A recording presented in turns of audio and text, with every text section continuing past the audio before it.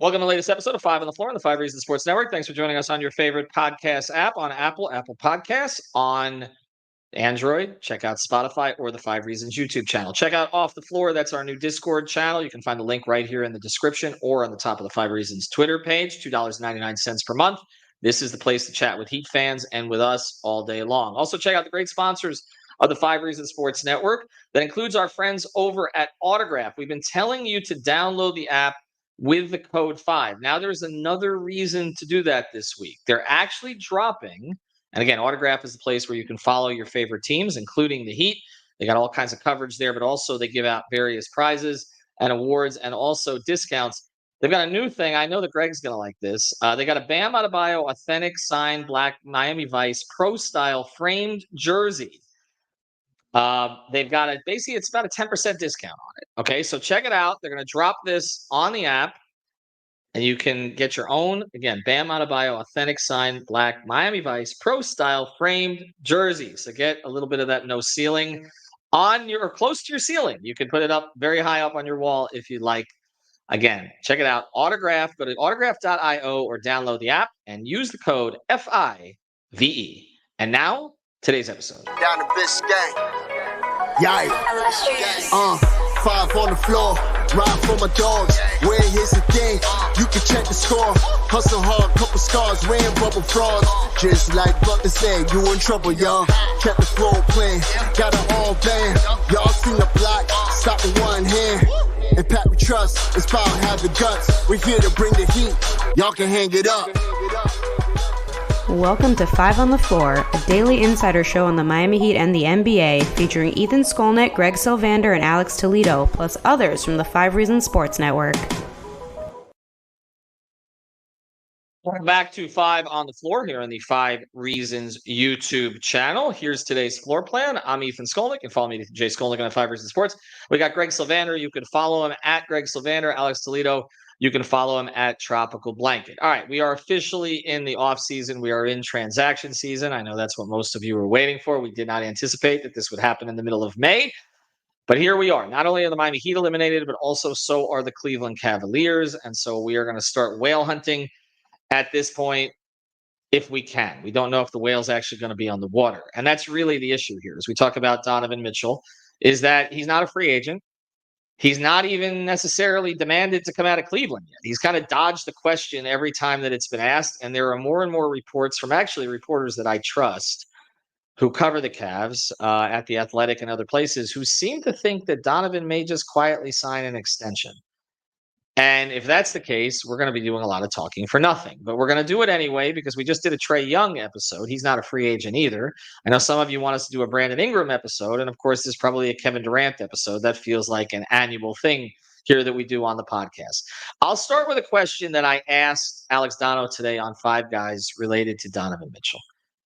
If he is available, is he the one, Alex, that you go all in on? Tough question. No, just kidding. I'm not going to do that. He is the one you go all in on. You can't tell me that you didn't expect that question. That's the obvious question today. No, I just wanted to do a little, pump fake there. No, it's that he's definitely the guy you go all in on. Now, I mean, we can have a conversation about how all in you go, right? Like, I'm sure none of us want to see both Jaquez and Jovic gone. I think, you probably negotiate the best you can. But if you're telling me it comes down to both of them gone or Donovan Mitchell, oh man, you might just have to do it. And I think that's kind of what all in means. And also all in probably means you got to trade the number 15 pick, maybe another first in the future, not to mention, the contracts to make the salary work, which would probably be Tyler Hero along with, those young guys. So I just think like it's a lot, no doubt, but he is the guy who is no doubt like the one who fits both timelines. He is the one that bridges both timelines. And I think like you could make the argument he's not the only one. Like you could make that argument for a Trae or for a Brandon Ingram, but we all know like Mitchell, I think we all think of Mitchell as just a better player than both of them and somebody who can take over and fit just a little bit easier, right? He is a high usage player, but the guy is just really, really good at what he does. And it happens to be something that the Heat, are desperate for. I think you go all in, you don't, you don't look back, and you don't offer everything from the start. If that happens, you negotiate the best you can. But he's the guy that I don't think you can fuck around with. So let me read a quote. Wheeler Jalen, who's a follow on Twitter here, tweeted out what Tim Legler said today on Get Up ESPN. Greg, you add Donovan Mitchell to the mix. Now the toughness you have, how well coached you are, really come into play when you have a guy who can get you 30 every night and be the best player in a playoff game. So I'll ask if that's the case, okay? And we obviously know what Jimmy Butler can be in a playoff game if he gets there, and also if they get to a seed high enough where they're not in the play-in and this actually has a better chance to matter. Do you take a chance? And I ask that question because I've been of the mind that, you don't trade Jovic if you don't have to, right? But I know that the concern for Heat fans, particularly because they're limited in terms of first-round picks, unless they get some protections removed. I feel like we talk about that every summer. They've given up a first-round pick for Terry Rozier already, which takes them a little bit out of the game. There is a little bit of a diminished field here because I think Mitchell has more control over his situation than Dame did, simply because there are fewer years on that contract left. So whether or not he's going to get whether or not he'll agree to an extension somewhere, that gives him a little bit more authority at this point. But I think what Heat fans are concerned about is, okay, you kind of play games with this, right? And you don't offer everything up front, and then somebody like a Milwaukee sneaks in. I'm not saying it'll be Milwaukee this time, but some other team sneaks in and takes him. So do you just put Jovic, Jaquez, and all of this on the table right at the start? I think you do, because you might get outbid anyway. It may not matter. You may offer everything you have, and another team could come in and offer more, particularly with draft picks. So I'm of the mindset of, if you're going to go all in, put in a good faith offer at the start for a player that is a perennial all-star, would come here and bridge the two, builds of a Bam build and a Jimmy build. I just think that it makes perfect sense. If you're going to do the 3 superstar thing, the 3 max player thing, Donovan Mitchell is the right guy to go for. Otherwise, I actually am starting to look more and more around the league, and I think that it's going to get phased out, the 3 max player superstar stuff. And so to me, I don't think it's going to be necessary to have 3 stars to win championships, but it may take a few more years for players to be dispersed, etc. But for now, if you're going all in, put the good faith offer on the table up front. Don't mess around. And as Alex alluded to, the contracts, Tyler Hero, Jovic, Jaquez, that gets you there, right for Donovan Mitchell. There's another, school of thought out there, though, that I've seen floating around social media, and that would be, if you weren't going to extend Jimmy and things were going to kind of go in another direction, could you use Jimmy Butler's destination as a third team to then bring Donovan Mitchell in? That's another creative way of getting there. Obviously, I like the option with Jimmy Butler in town, but just to present all different avenues, that's another thing to consider. Well, they would be pivoting then clearly to the Bam build, although at that point it'd be the Bam Mitchell build. You'd have to give up less of the younger assets.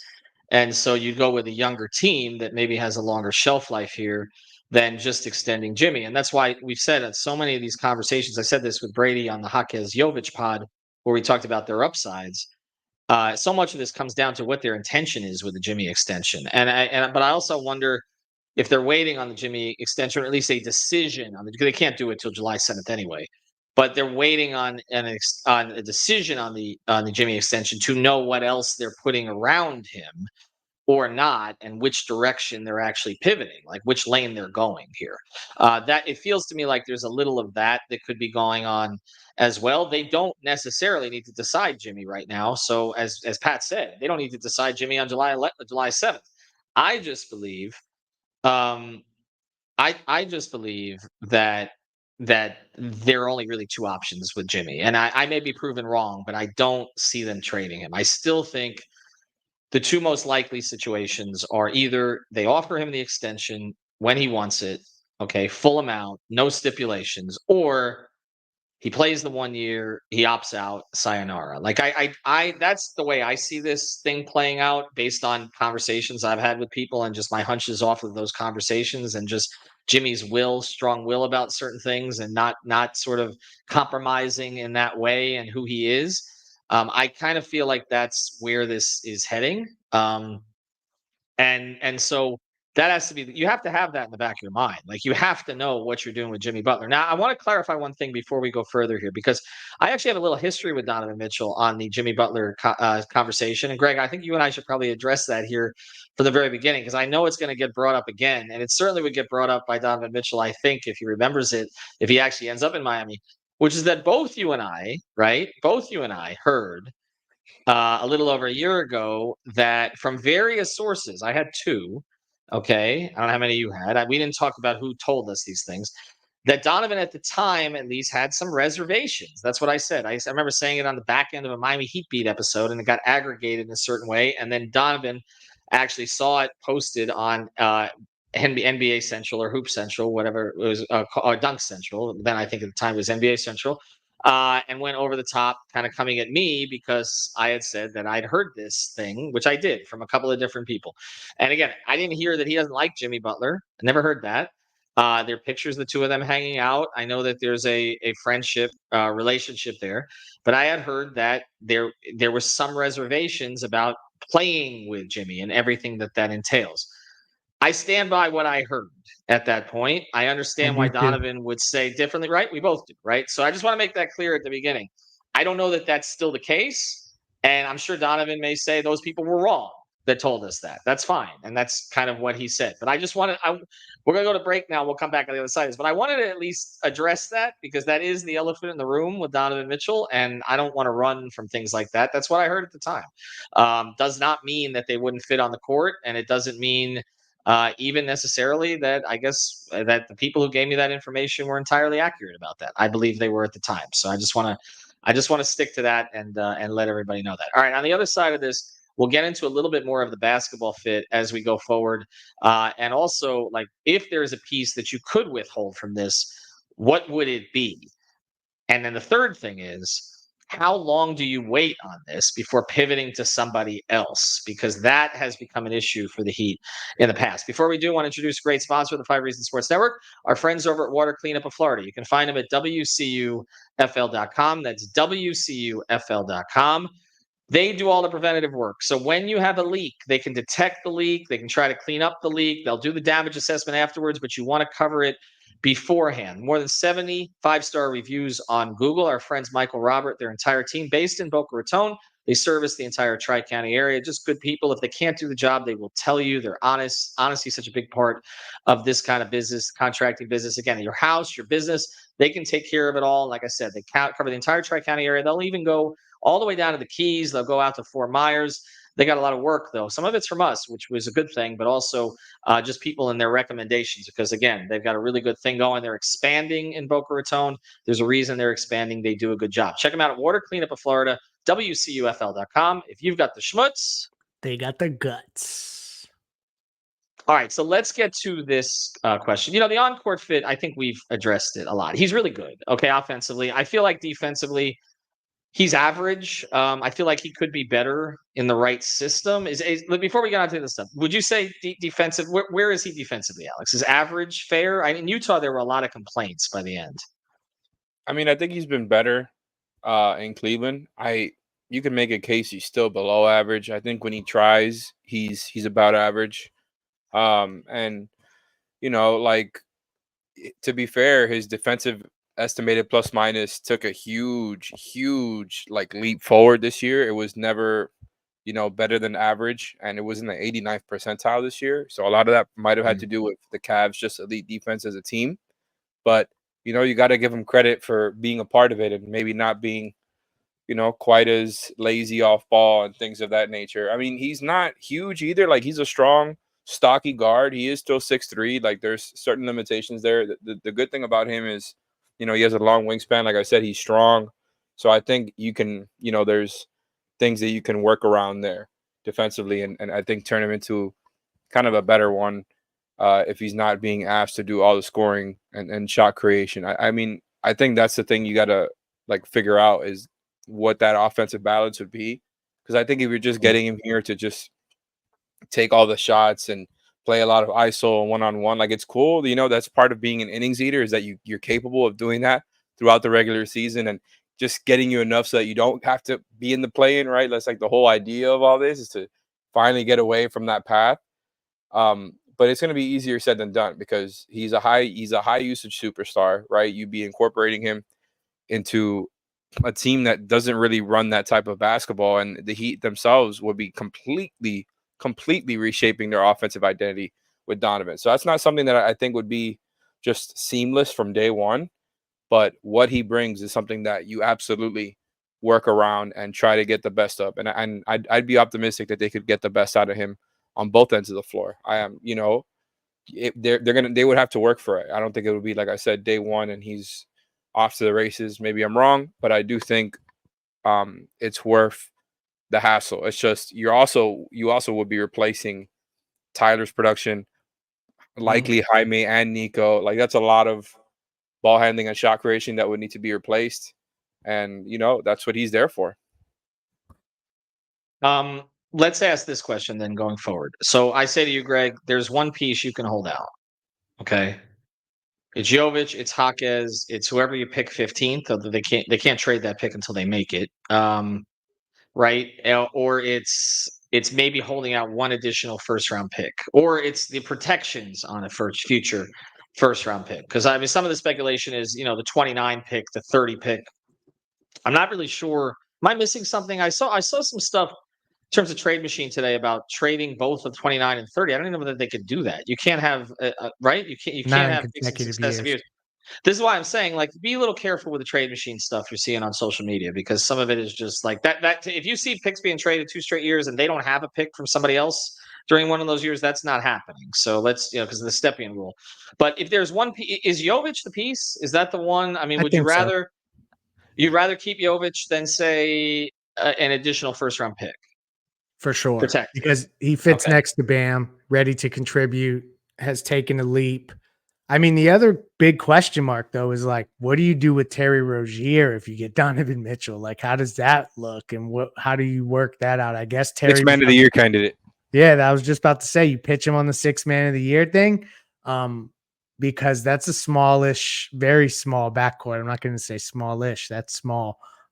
So that's a question mark too, but I think you work that kind of stuff out, right? If you can hold back Nico, that's a home run. I don't think you're going to be able to do something like that because you lack the available picks. If you had, the ability or the stockpile to trade 4 or 5 picks, some crazy number, which I don't know that I endorse going crazy with the picks because I've seen it fracture other organizations, but the Heat aren't in that position anyway.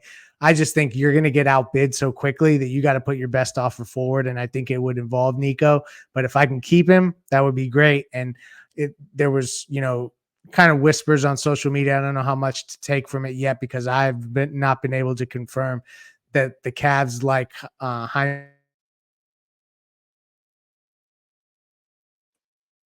verified personally. Okay, we lost Greg there for a second, but I think what you were saying there, you froze up, was that there's a report out there that the Cavs like Jaime. I will tell you, it doesn't surprise me. I'm going to have a little bit more kind of hunch knowledge on these transactions than maybe on Portland because I didn't know anything about Joe Cronin. Probably a good thing. I know a little bit more about Kobe Altman. I have, as I mentioned before, spent a lot of time with Kobe actually during one year when he was when I actually was covering the Cavaliers for Bleacher Report because I was sent up there with LeBron in the 2014-15 season and stayed at the same residence/hotel that Kobe did. So I got to know him a little bit. We talked a lot about Pat Riley. He actually was very interested in what the Heat were doing. At the time, I think Kobe was actually 4th on the depth chart in their front office. David Griffin was first. Raja Bell was up there with them as well. Somebody else I knew from South Florida. FIU legend. I know Kobe's. I know, yes, exactly. FIU legend, and I know, and he's got a really good. His son's a really good football player now too. But anyway, the point is, I know Kobe a little bit better, and I kind of know what kind of players he likes, and Jaime fits that wheelhouse in terms of what I believe the type of player he likes. So that doesn't stun me.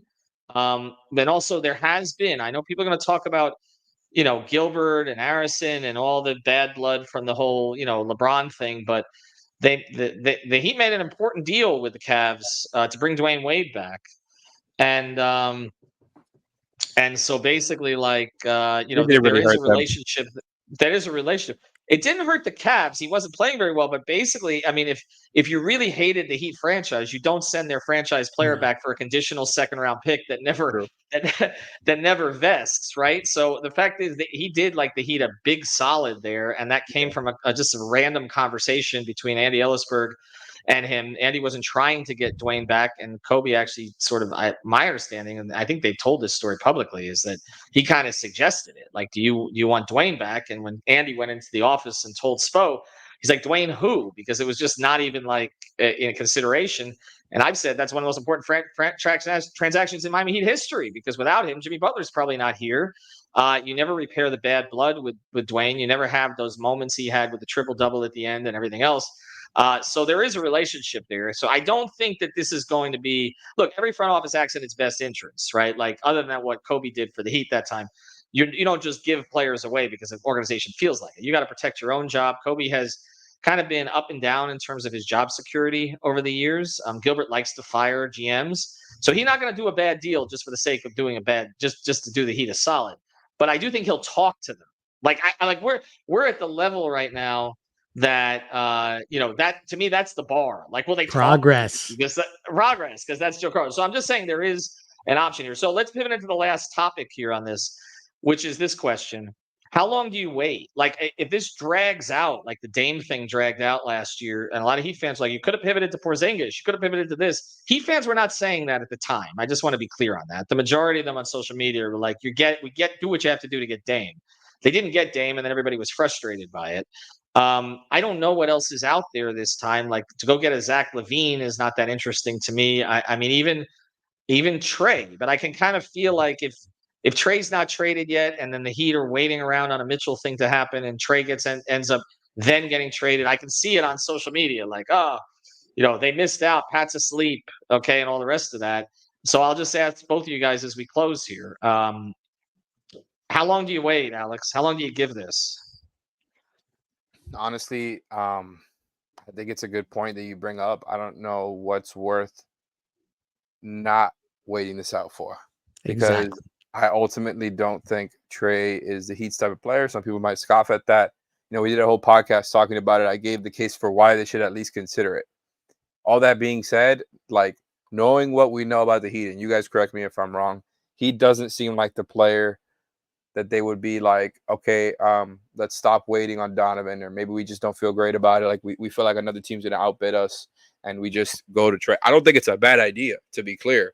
I just don't think the Heat would do that, just based off, the way they've operated in the past. Like, it even reminds me a little bit of a couple of summers ago when we were talking about Mitchell, where it seemed like he was kind of their second option, and they were more prioritizing KD. And I think they're going to prioritize Donovan if he does, say, I'm not going to sign the extension, and the Cavs look to trade him or whatever.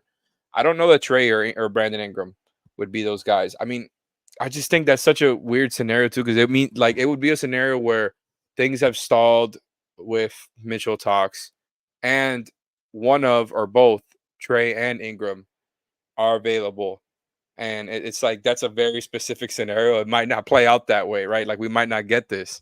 But personally, I think, if they feel like, okay, we're not really making a lot of progress on this, it doesn't look great, maybe they're just going to take another team's draft pick package, which, by the way, they can get outbid by another team for sure. Like, the teams that have been thrown around here, even the Lakers, who can offer 3 first-round picks and, like Austin Reeves and Rui or whatever to make the money work.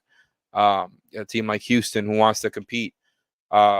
Memphis was thrown around today by somebody. Like, there are teams who can talk themselves into throwing draft capital here, not to mention the teams that have already been mentioned, like Brooklyn, and I guess even New York. Like, it's a lot. It's a lot for the Heat to deal with. And unless he says only Miami, and his agent and him don't budge afterwards, and you say, give me these 2 other teams like Dame and Aaron Goodwin did, like, it has to be that perfect. It has to be only Miami, and that's the way that the Heat can, like, really take control of this. Otherwise, like, I don't think I don't think it would be a bad idea to be like, okay, if this isn't working out, if we don't feel good about it, like maybe pivot to something else. I just don't know that that's how they feel. What do you think, Greg? Wait it out? I think you do. I think like what can happen? What's the worst that can happen? You have to like pivot to another deal that is a lateral move but shakes things up. Okay, I think that that's not the worst case, and you can do that at any point in the summer. Hopefully, it doesn't drag out that long. But that's why I also think you put a good faith offer in right up front, because you don't want it to last and you don't want it to drag on. So don't let the negotiation process get the best of you. And so that's just kind of where I come down on it. I think you do wait it out, but come in with a good faith bid right up front. Also, another option before we close this out that we hadn't really, just to throw out there, like I wonder, and also just kind of rehash some of the stuff we did last summer. Like there could probably be some like funny scenarios here where it's not funny, but like Tyler going to another team and maybe they get a pick out of that. That's Terry, the same thing, right? Like maybe a team is willing to throw, and in that way you just kind of stack up on draft capital. Again, that's even more parties involved. It's going to be harder to do, but just to throw that option, that might be like another way that they can manufacture some of that draft capital. And again, it feels like the last two summers. Right. Well, that becomes the question too. Like people are talking about, well, should you made the Terry move? I think we were all in favor. I know Greg and I strongly of the Terry move at the time. And the fact that he got hurt doesn't change my view of that. Like that they had to make a move. The fans would have been angry if they just let Lowry's contract expire. And giving up the first round pick, nobody was that concerned about it at the time. I don't think it's the difference between making this trade or not, because I do think you probably could recoup something close to a first round pick for Terry if you had to. And so that's the thing. If he's not in a neck brace by then, which again, with the way that the Heat report injuries, I have no idea. Okay. I mean, this is one of the most mysterious injuries they've ever had, but I don't think like all hope is lost. Like, it's not like they put a first round pick in a totally useless player that they won't be able to remove again. As long as he's healthy, he's got two, manageable years left on his contract. By the way, also talk about another team. The team that Terry Rozier grew up in Ohio and destroys the Cavs consistently. He did it with Miami again now. So I would have that in the back of your mind. When I wasn't even aware of his history against the Cavs until he did it to the Cavs with Miami, and every Cavs fan on the timeline was like, oh my God, we're so sick of that guy. They might want that guy. I don't know. Maybe not to play with Garland. Okay. And again, there's a lot of it goes into this, but there's talk too that, Garland may want to be out of there. He's clutch. He may want to be out of there if Mitchell's still there. So there's a lot of moving parts to this. I do think, to close here, they can get in the ballpark on this one. Okay. But the first thing is he's got to want to go. And if he just wants to sign the extension there, like, we're going to get into all this backroom stuff and how much the Heat signal that they're going to give up for him, because maybe that influences his decision on whether or not to sign the extension for him. Just like with Lillard, there was a lot of stuff we assumed. I thought him asking out through the agent was a good thing, basically, but it turned out that everything the agent did in that case kind of destroyed the process. So again, these things are complex. I think the Heat will hold their cards close to the vest. But he is a player in the age range and of the skill level that they need right now. And if they have to give up Jovic, I guess I'll swallow it. But I won't like it. I'll say that. Like that, to me, I don't think it's a line in the sand, but it's close enough to make me uncomfortable is the way that I'll put it. But I'll say this: if it means the difference between watching a season like we watched last year and watching something with something fresh, we'll take the downloads. Thanks to Alex. Thanks to Greg. Thanks to our sponsors, Autograph. Get that discount on the BAM Autograph jersey.